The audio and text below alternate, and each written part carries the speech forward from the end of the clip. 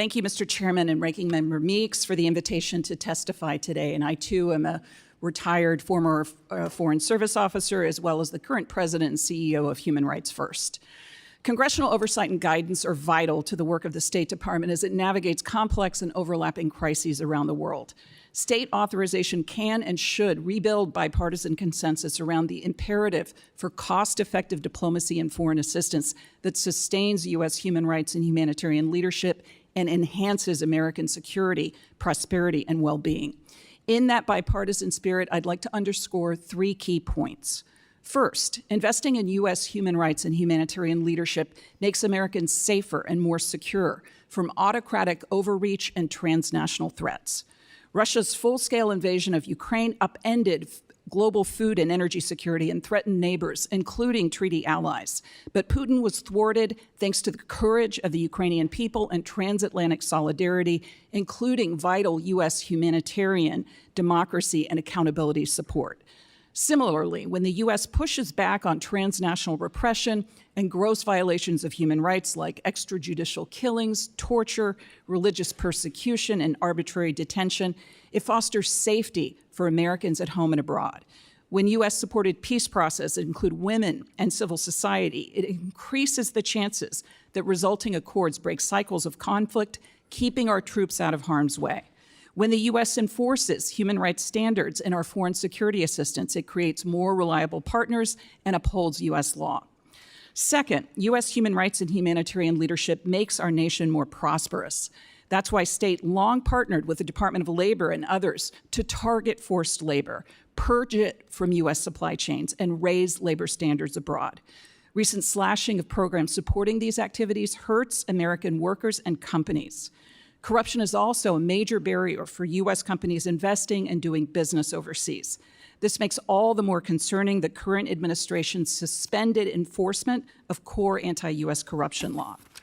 U.S. humanitarian leadership saves lives and advances U.S. security and prosperity by reducing onward migration to the United States and upholding legal pathways that enrich U.S. society. State Department advocacy for shared responsibility on migration in our hemisphere helped nearly 2 million Venezuelan refugees find protection in Colombia and expanded asylum access in countries like Costa Rica and Mexico. U.S.-based refugee resettlement, now frozen and decimated at home, helps ensure other nations continue to host the vast majority of the world's refugees, but has also delivered billions of dollars in net gains to the U.S. economy.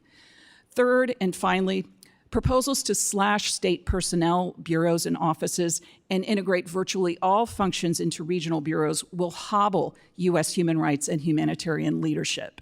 With due respect to my former colleagues, over my 3 decades at state, I often saw regional bureaus shy away from difficult conversations or actions on human rights, even with U.S. adversaries.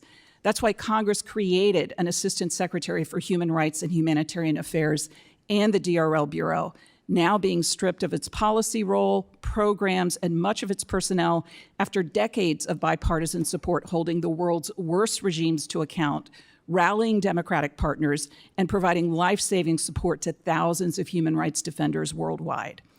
Meanwhile, elimination of the Conflict Stabilization Bureau and offices of global criminal justice and global women's issues will shutter negotiation support that helped push ceasefire agreements over the finish line, and accountability efforts for the world's worst human rights violators, and curtail U.S. leadership combating gender-based violence globally. These cuts also erase department leads on bipartisan legislation to modernize U.S. foreign policy, such as the Global Fragility Act and the Women, Peace, and Security Act. Vague consolidation plans combined with an unexplained 15% cut in domestic state personnel and dissolution of USAID also bode poorly for effectiveness. Consolidation of the Office of Trafficking in Persons into the Bureau of Population, Refugees, and Migration ignores JTIP's statutory mandate and leadership implementing the Uyghur Forced Labor Prevention Act. Absorption of complex USAID disaster and other operations into an attenuated PRM bureau is a recipe for failure. Oversight should ensure consolidation is not a cover for collapsing U.S. humanitarian and development leadership as we know it. I would urge you to raise the concerns I've shared today with the current administration before its plan becomes a fait accompli. And I also encourage you to seek the views of subject matter experts and international civil society leaders. They will remember if the United States was on their side.